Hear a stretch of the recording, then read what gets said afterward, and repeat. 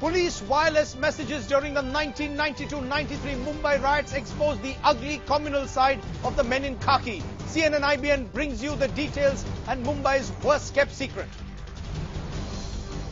14 years later, not one police officer convicted. How did they get away? Also, how did the state's politicians from all parties get away despite having blood on their hands? Hello and welcome to the Stench of Truth. Over the next hour, we will bring you the bloody truth of the 1992-93 Mumbai riots. Riots in which more than 900 people were killed, but where very few have been convicted. This truth must be told today at a time when the guilty in the bomb blast that Justice Kode himself says were a direct fallout of the riots have finally been convicted. At a time when actor Sanjay Dutt is facing a long legal battle, what of those who got away from the long arm of the law? Will justice be done for all the victims of Mumbai's year of shame?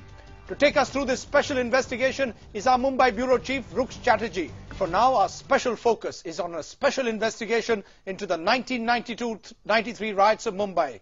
Riots that were inquired into by Justice B.N. Sri Krishna, but whose report was rejected by the state's politicians 9 years ago. Now our special investigation will bring you the truth that has never been seen or told before on Indian television.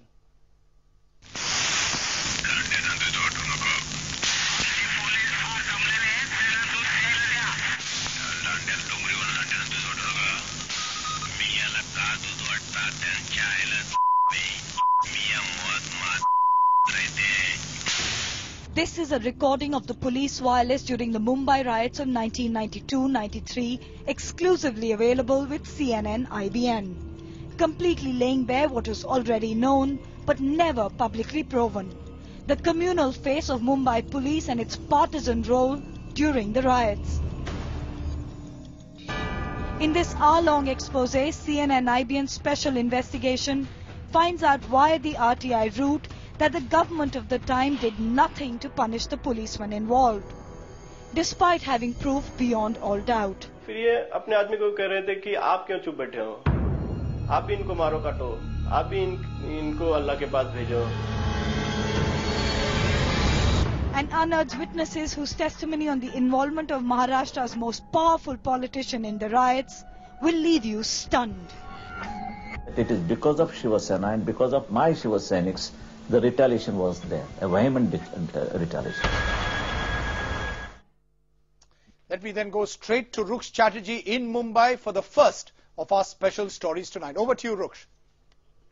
Thanks very much, Rajdeep. The first story will shock our viewers with the kind of communal bias that runs through our police force, where policemen incited the riots purposely, targeted a community, hampered army relief operations, all through their wireless sets.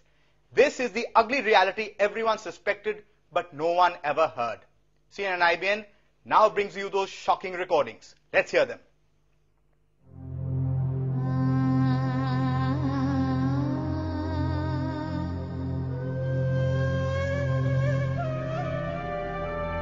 Controlling the riots, the biggest challenge for the Mumbai police, and perhaps the biggest failure too. Some policemen failed its own force, abusing its own machinery.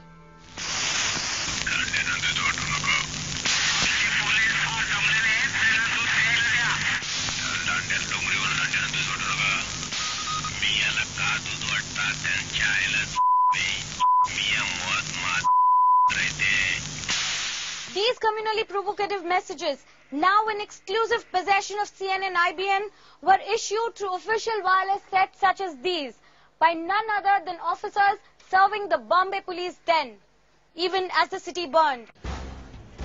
This special investigation has also learnt that sections of the Mumbai police were in fact encouraging their colleagues to conduct and allow attacks on Muslim properties and to spare Hindu properties.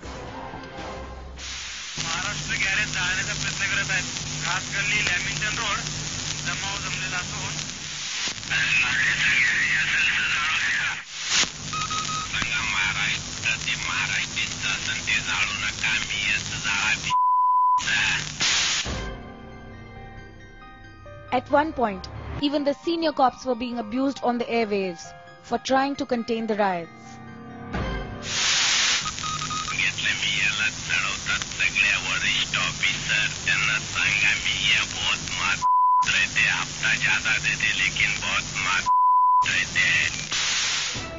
The Shri Krishna Commission report clearly observes the wireless communication equipment were not foolproof.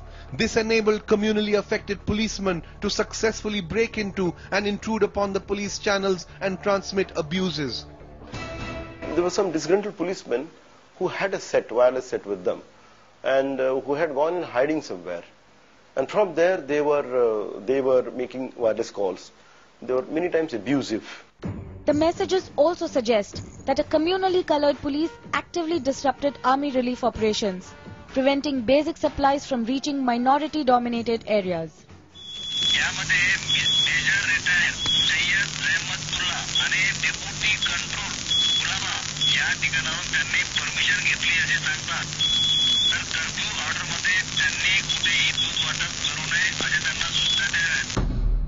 The Shri Krishna Commission report is also scathing in how poorly the army was used. There was utter confusion in effective utilization of army columns. Both in December 92 and January 93, the army could have been given an operational role which could have swiftly and decisively put an end to the communal riots. Clear infiltration of the ideology of this sort of hate-mongering into wings of the state. So you actually found the police behaving as if they were rioters.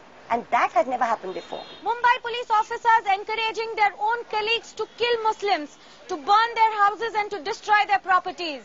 The Shri Krishna Commission report clearly mentions these wireless messages. But sadly, Mumbai police does almost nothing after the carnage to identify the communal elements within its own ranks. In Mumbai, Toril Varia.